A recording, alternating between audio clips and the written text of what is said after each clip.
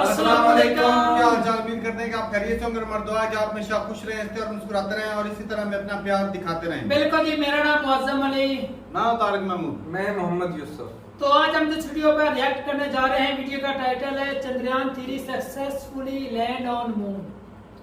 तो देखते हैं खान साहब की वीडियो, काफी चीजें सीखने को मिलेंगी। छोटी सी वीडियो है भाई, देखते हैं वीडियो और अपना रिव्यू कर देंगे। कौन करते हैं वीडियो स्टार्ट। 2008 में हम लोग चंद्रयान 1 लाए, 2019 में चंद्रयान 2, 23 में आया चंद्रयान 3। स्पेस एक इलॉन मस्क की कंपनी दोबारा यूज करने लगी। हम लोग का जो रॉकेट है ले गया हेलीकॉप्टर ऊंचाई पे, वहीं ले जाके छोड़ दिया। तुरंत यहाँ से दाहिने बाएं लेफ्ट राइट करके कदम ताल तुरंत पैराशूट खोल दिया। यहाँ जब हम चांद पे जा सकते हैं तो फिर चीन कितना दूर है। हाल ही में नासा ने अपने किस मिशन के लिए पहली महिला तथा अश्वेत पुरुष का चयन किया है? आर्टेमिस 2 ये चंद्रमा पर जाएगा। ये मिशन कहाँ जाएगा? चंद्रमा पर। नासा के पास पैसा की कोई कमी नहीं है। हम लोग क्या पैसा का कमी हो जाता है? वरना देखिए हम लोग में 2008 में हम लोग चंद्रयान 1 लाए, 2010-12 में 2 ले आना चाहिए, 13-14 में लेके आना चाहिए चंद्रयान। इतना लंबा गैप होता है जी, 15 साल का गैप। आप खुद सोचिए, 15 साल का गैप होता है। 2008 में चंद्रयान 1 जबकि सक्सेस हो गया था, 2019 में चंद्रयान 2, 23 में आया चंद्रयान 3। खैर ये तो जल्दी आ गया। चंद्रयान 2 और 3 में दिक्कत उतना नहीं हुआ, लेकिन चंद्रयान 1 और 2 के बीच में 10 साल का गैप। सोचिए 10 साल का गैप होना चाहिए जी। जितना जल्दी एग्रेसिव रहिएगा उतना फायदा होगा। जो आगे निकल गया वही रूल करेगा।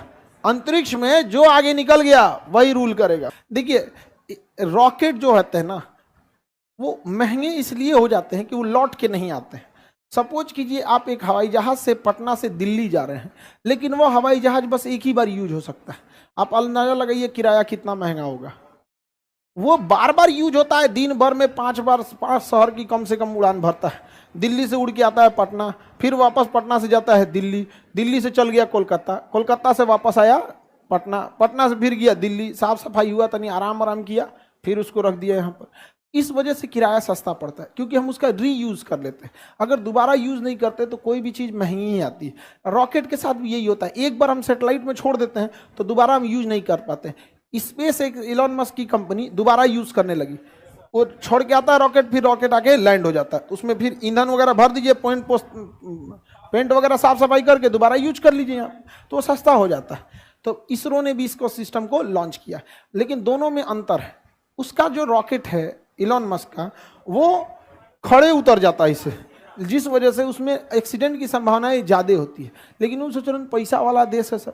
हम लोग का जो रॉकेट है वो रॉकेट को ऐसे छोड़ देगा अंतरिक्ष में, उसके ऊपर सैटेलाइट लगा दिया जाता है, जाएगा अंतरिक्ष में छोड़ देगा, और छोड़ने के बाद वो 2 पार्ट में होगा। एक पार्ट अंतरिक्ष में चला जाएगा, वो तो खराब होना ही होना है, और जो नीचे वाला पार्ट है वो छोड़ने के बाद वापस आएगा और जहाज की तरह क्या होगा? लैंड करेगा। ऑटोमेटिक जहाज की तरह क्या होगा? लैंड करेगा रनवे पर। तो कर्नाटक के चित्रदुर्ग एयरबेस पर वायुसेना को बुलाया गया और डीआरडीओ ने कहा कि देखिए हम कोई धोधड़ मशीन बनाए हैं, ये क्या है आपको मतलब नहीं है, इसको अपने हेलीकॉप्टर में टान लीजिए और ले जाकर अंतरिक्ष में हवा में उड़ाइए और कहीं ले जाकर छोड़ दीजिए। ले गया हेलीकॉप्टर ऊंचाई पे और वहीं ले जाके छोड़ दिया। पूछ रहा है कि टूटे फूटेगा नहीं? तो कह रहा है अरे आप छोड़िए ना जी, टूटे फूटेगा नहीं। जैसे उसको छोड़ा गया हवा में होगा, उसका सेंसर ने भांप लिया, तुरंत विंग्स उसका निकल गया बाहर। विंग्स क्या हो गया? बाहर निकल गया। उसका ऑटो पायलट तुरंत जीपीएस से कनेक्ट हो गया कि हमको जाना कहाँ है, उसको बता दिया गया था, पहले ही गूगल मैप दे दिया गया था, इधर मुड़ो। उसका मुंह वो पट्टी करके छोड़ी थी इसरो एयरफोर्स, तुरंत घूम गया, उन्हें नहीं जी इन्हें जाना है यहाँ पे।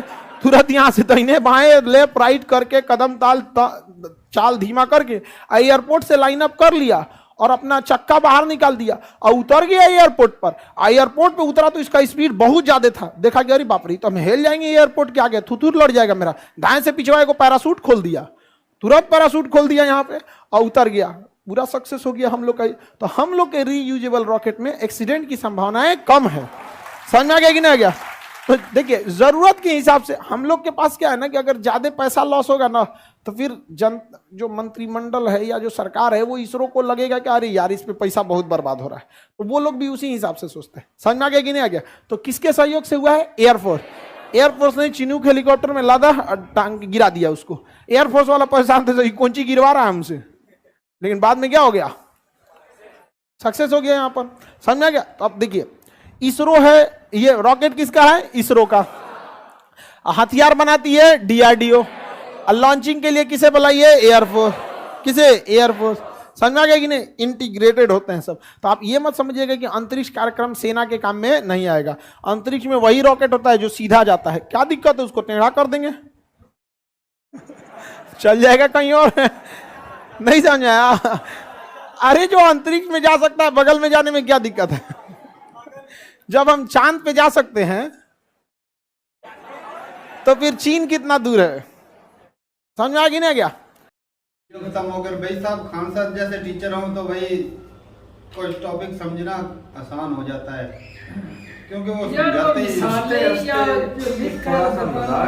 नहीं भाई, वो समझाते ही इतनी लेवल का है, मैं कहता हूँ थोड़ी सी बंदे में समझ हो ना तो समझ आ जाता है। ऐसी बात है। और ये जो रीयूजेबल जो रॉकेट है, ये कमाल का आइडिया है। एलन मस्क की मिसाल दे रहे थे कि वो सस्ता इसलिए पड़ जाता है कि वो रीयूजेबल है, तो भाई फायदा है। और ये जो लैंडिंग का तरीका कार है ना, मैं कहता हूँ इंडिया का ज्यादा दासू है।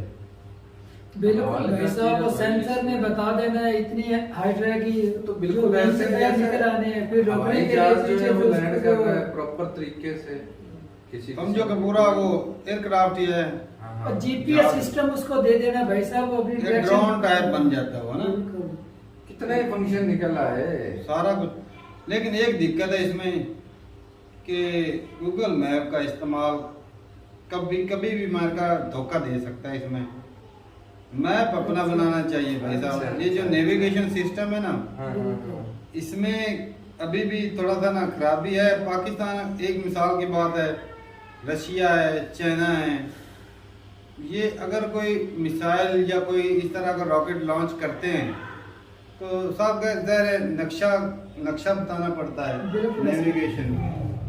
तो जो नक्शा दिया जाएगा उसमें कि गूगल वाला, तो गूगल वाला अगर आगे से वो ही खराब कर दे नक्शे को, ऐसे ऐसे होता है, कर सकता है भाई। लिखना इधर क्या है, अमेरिका में बम गिराएं, अमेरिका को किसी और को दिखा दे, उसने तो घुमाना ही है नक्शे को। तो ये दिक्कत रहेगी भाई, अगर अमेरिका के साथ जब तक रिलेशन अच्छे हैं जिसके, वो ये मैप यूज करे तो ठीक है, वरना कोई दूसरा करे तो कभी भी खराबी हो सकती, कभी भी धोखा दे सकता है। इस फील्ड में भी इंडियन को आगे आना चाहिए, इसके ऊपर रिसर्च होनी चाहिए ताकि अपना मैप मतलब के निकाले अपने कंट्री का। जब मेरे घर वर्ल्ड को लेकर इंडिया में रिसर्च चल रही है, मैप के ऊपर काम कर रहे हैं। तो ये ऑलरेडी भाई अमेरिका का है गूगल मैप, तो ये थोड़ा सा दिक्कत है। बाकी भाई जो लैंडिंग का तरीका कार है, मैं कहता हूँ जो इंडिया वाला वो ज्यादा कारगर है, उसमें नुकसान के चांसेस बहुत कम है, क्योंकि वो रॉकेट जो फिर वैसे तो भाई ऐसा होना तो भाई किसी का भी हो सकता है, कोई कहा नहीं जा सकता। मतलब मशीनरी उसका कोई एक आधा हिस्सा काम ना करे, नुकसान तो है, प्रॉब्लम कोई हो जाए तो जीपीएस ना सही करे तब हो सकता है, वो विंग ना निकले तब हो सकता है, वो जो पैराशूट जो वो ना निकले ना, जब नुकसान होना वो तो होने, लेकिन उसके लिए भाई साहब जो है ये तरीका, टेक्नोलॉजी ये बड़ी मैंने रखी ये जो है ना एयरक्राफ्ट वाला तरीका जो है ये बढ़िया है। वो रॉकेट है, वो सीधा उतरे, वो पूरा उतरे ना उतरे वो मुश्किल काम। ये तो क्योंकि रॉकेट जो है ना रोज उतरते नहीं है। और बाकी जहाज की बात करें एयरक्राफ्ट की, तो वो तो भाई साहब उतरते भी हैं, चढ़ते भी हैं, उतरते चढ़ते रहते हैं, उनके लिए दिक्कत की काम है। वो तो एक आम सा पायलट भी हो तो वो भी मतलब उतार लेता है। वैसे भी इस टेक्नोलॉजी की बदौलत इंडियन में आकर वो जो अपना सैटेलाइट है इन्हीं के हाथ से करवाते हैं ताकि सस्ता पड़ जाता है। अब जब वो इस टेक्नोलॉजी की बदौलत सस्ता पड़ेगा, रॉकेट बार बार नया बनाना पड़ेगा। अभी इस्तेमाल अभी करेंगे ना, बाद में अभी कर नहीं रहे, लेकिन जब ये करेंगे और ज्यादा सस्ता पड़ेगा।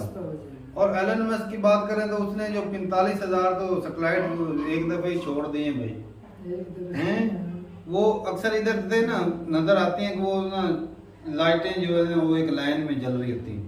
हमारे लोगों को पता नहीं, वो बोलते हैं ये चीज क्या है, वो तो इनको शहरों में बदल देते हैं। लोग कई जिनको नहीं पता वो बोलते हैं यार ये क्या है, आसमान में बताना पड़ता है, तारे चल रहे हैं, वो कई ऐसा भी समझ जाते हैं। तो भाई बाकी भाई इंफॉर्मेटिव वीडियो थी, खान सर की वीडियो से काफी चीजें सीखने को मिलती है। और ये टेक्नोलॉजी भाई साहब बहुत कमाल की है। जाते जाते चाइना की तरफ रुख मोड़ रहे थे हाँ थोड़ा सा उनके चांद आसानी के लिए वो नहीं सही बात तो है। सच्ची बात है, चांद एक पर और जाना चीज़ है ना, मुश्किल है, ये बाजू सब- में भेजा जाना आसान ये जो है। मिसाइल है ना इंडिया के पास, कुछ ऐसे मिसाइल हैं कि वो ऊपर जाके वो फिर नीचे अटैक करते हैं। अच्छा। उनकी स्पीड ऊपर जाना मुश्किल, जब नीचे है स्पीड बढ़ जाती है, ज्यादा आसानी से टारगेट अचीव नहीं वो होता। भाई साहब उसको रोक पाना ही मुश्किल, उसकी स्पीड को कोई टच नहीं कर सकता। बिल्कुल, एक उसकी अपनी ऊपर से ग्रेविटेशनल फोर्स। हाँ तो वो भाई साहब बहुत ज्यादा खतरनाक हो जाता है, उसको रोक पाना बहुत मुश्किल है। वो तो बस अंदाजे से निशाने लगाने हैं, अगर कोई लग गया तो लग गया, वरना उसको कोई मिसाइल टक्कर नहीं दे सकता। तो बहुत बढ़िया भाई साहब, आपके पास मिसाइल भी हैं, DRDO भी है, इसरो भी है, तो आप जो है भाई साहब अच्छे से मेहनत कर रहे हैं, काम कर रहे हैं, बजट है आपके पास, पैसा हो तो सब कुछ दिखता है। और बाकी खान साहब की जो बात है ना कि पहला मिशन जो 2008 में हुआ था, फिर 19 में, फिर 23 में, तो पहला मिशन करने में बहुत टाइम लगा, 10-12 साल लग गए। लेकिन उसके बाद जो दूसरा मिशन है वो थोड़ा बहुत जल्दी- जल्दी कर देना चाहिए। जल्दी किया है, दूसरा मुश्किल हुआ, तीसरा जल्दी, तीसरा जल्दी। दूसरा वो अब जल्दी अगला कर दे, जो- हो सकता है 2012-13 में हो जाते हैं। आज ये कहाँ से कहाँ पहुँच अभी जाते हैं। 23 में हुआ है, अब 24 में भी एक बड़ा मिशन जारी होने वाला है। तो ठीक है भाई, अपनी राय जरूर बताइएगा कमेंट सेक्शन में। मिलते नहीं वीडियो के साथ, तब तक के लिए इजाजत दें। अल्लाह हाफिज़।